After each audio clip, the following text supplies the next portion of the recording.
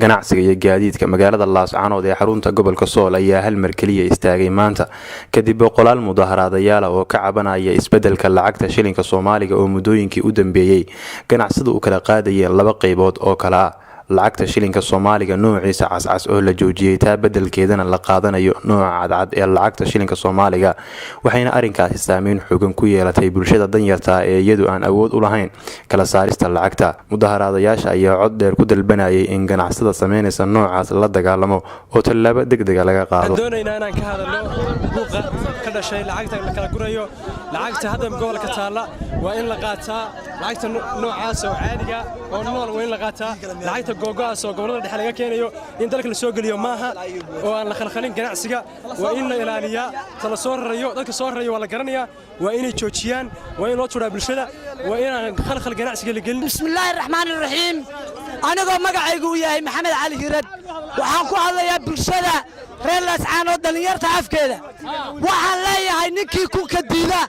waxa xaq aan u leenahay inaan ka mudaharaadno aan iska qabano qodobkaas bismillaahir rahmaanir rahiim anigoo aan ku nool gobolka Sool waxaan rabaa inaan ka hadlo rabshadaha ka taagan magaalada Laascaanood haddaan nahay dadka ku nool gobolka Sool arrintaasi raali kama nihin waxaana sababay niman ganacsato oo lacag fara badan urursaday dadkii magaaladana waxa weeye mudaharaad ay sameynayaan marka waxaan leenahay rabshadaha la joojiyo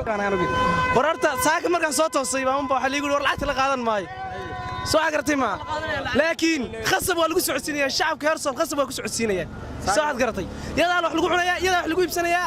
yadaan lagu shaqeynaya laan iyo lacagta kala waraaqaha aan u budlaani ma jmeelka tii garan maayo waxa soo shaqeynaya farsamalkiis ma jiraan marka yadaan wali wallahi ma qadeen oo ma quraacan yadaan laakiin ku qadeen ku quraacanaya soo agartay ma goobta waxaa soo gaaray taliyaha booliiska oo ballan qaaday fariinta shacabku dirayo in ay fuliyaan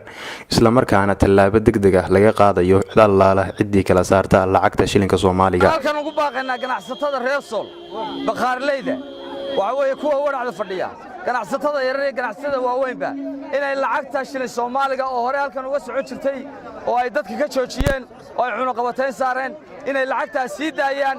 cid allaaliye cidii diidana talaabo sharciga waafaqsan baanu ka qaadinaa haddaan nahay ciidanka booliska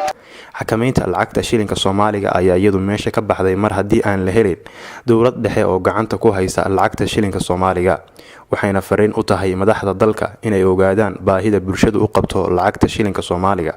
Xamsi Xaaji Maxamuud Raadeeye RTN TV Laascaanood